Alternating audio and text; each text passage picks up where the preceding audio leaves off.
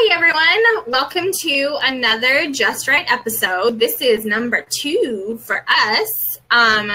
If you did not join in last time, I'm Jessie, that's Kallie, and we are bringing you all sorts of good stuff. Right, and we're doing that too.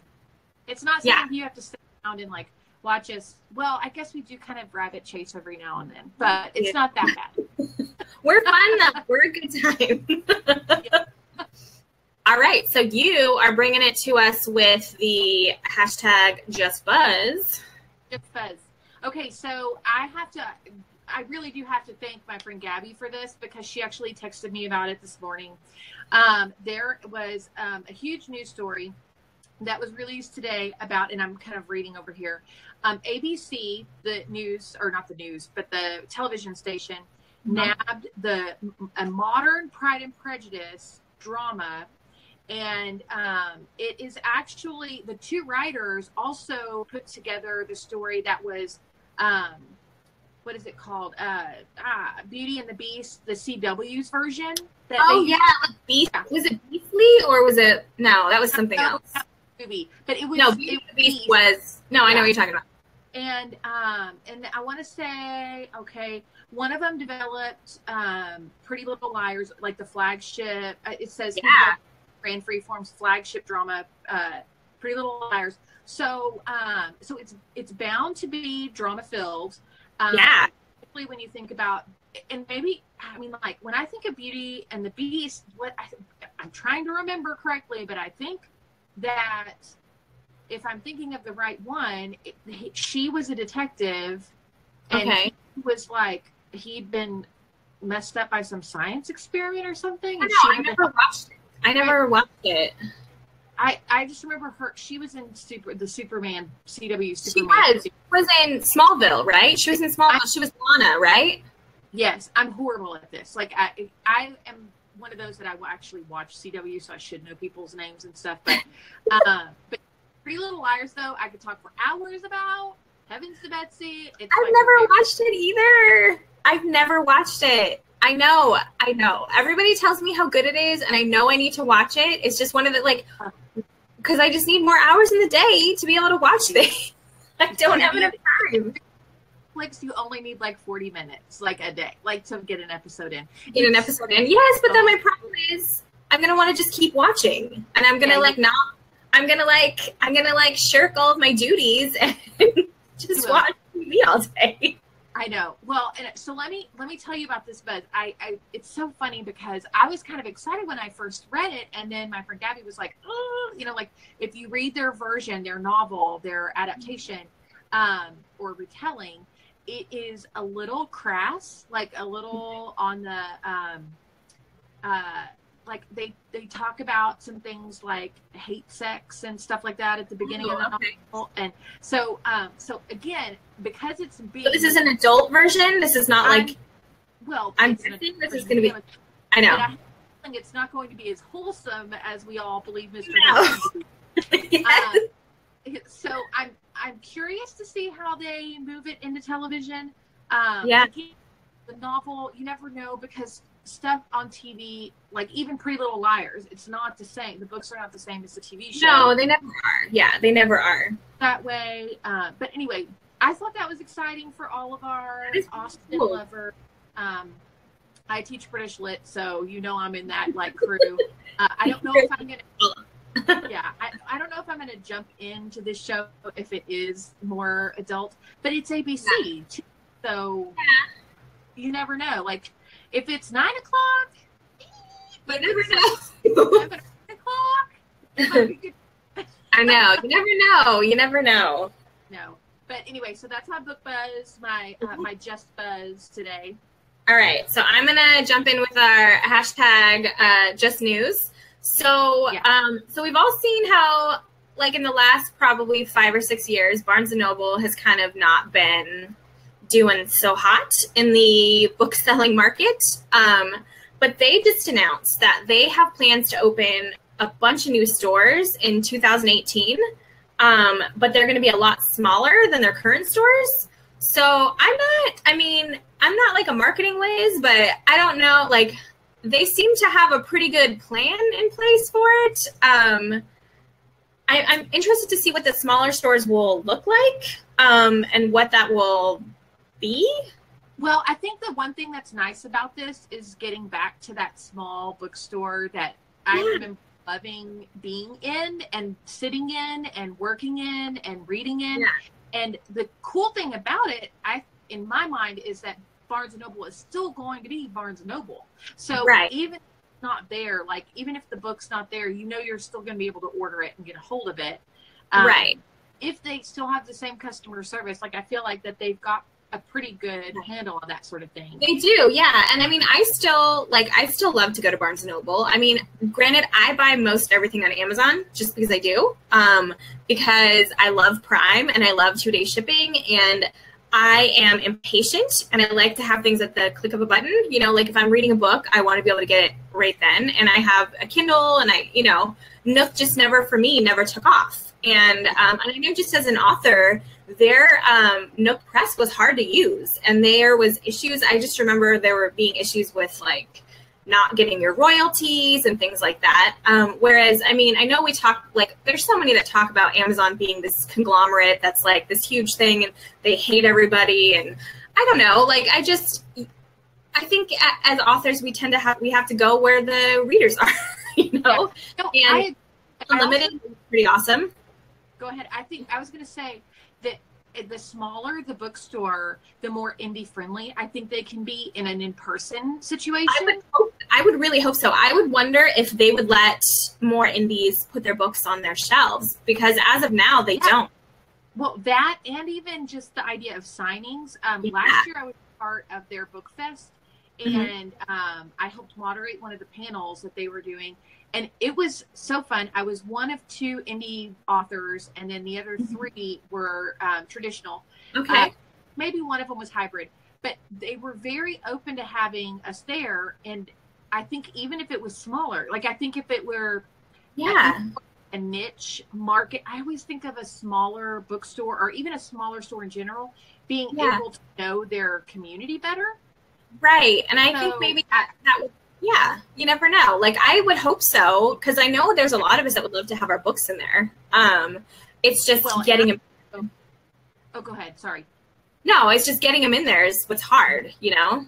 And how do you like going about it? And do you have to go in person and talk to them? Do you have to go through the distributor? Like, how do you do it, you know? So, well, who knows? One thing that's really neat too, I think, is that idea that, I live in Nashville, so there are a lot of creatives here. There are a lot of authors that live here. When I went to the signing that I did with them, they ordered my book and they had it there to sell. And so I think part of it too is as authors, and again, this might be one of those lessons that people don't know, but sometimes you just have to go introduce yourself and say, I'm a local author, I live in town, and if you ever have an event, feel free to call me. Because they don't know you. Don't tell them that. No, that's true. It just can be kind of daunting to walk into, like, especially like the Barnes & Noble by me is huge. It's like giant. That's right. Like the smaller bookstore might be more inviting for the authors to feel. So I mean, I guess we'll have to wait and see what it looks like. But that's, I mean, I thought it was kind of cool. Okay, so I have one more piece of news. Sarah Morgan just signed a 3-book standalone women's fiction deal with with Flo Nickel at HQN Books. So that's kind of cool because it just shows you that women's fiction is still something that people want. So each book's going to center around a different multi-generational family, and the first one is set to release in September of 2018. So from what I read on her, she's really witty and funny. So I'm excited to see what she'll do with it. You know, I love a good women's fiction, especially like a saga. I love that. And I think it's neat that that I guess as indie authors, sometimes we think we have to have that next book out tomorrow. Right. Her release is going to be September, a year, 2018. A year from now, I know. Yeah, and we're hearing about the announcement now. You know, so it's like, yeah. It's a long time to wait, but people are going to be excited about it when it's ready and it's available. Right. No, totally true. Yeah. All right. So are you ready for just releases? Yes, I'm totally ready. Okay. I want to hear. So I thought I would go through genres with you on a couple of releases. There's a lot that's out today, like every Tuesday. But today, Rachel Van Dyken has a new novel out called Fraternize. Ooh, love her. Yeah, and Samantha Young, who I've met a couple of times, has a new novel called Play On. Okay. Then in the mystery kind of suspense genre, there is, I'm like trying to pick, there's so many. There is a new release, The Girl Who Takes an Eye for an Eye. And, okay. The cover looks very familiar, and I'm actually trying to like read it right here. Is that based on the dragon tattoo? It's the Lisbeth. Lisbeth Salander or whatever. Yeah. And it's a new guy that took over that series, right? Yeah. David, I guess it's Lagerkrantz or Lagerkrantz.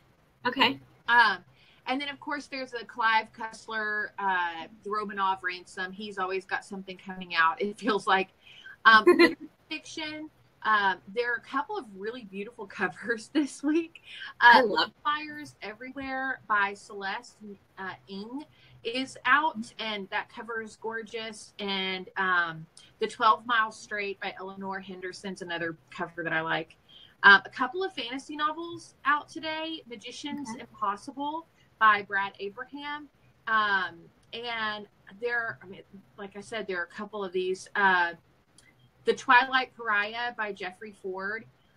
Science fiction, we've got a couple there. And Blind Punch by Andre Levand. And I can't even say that last name.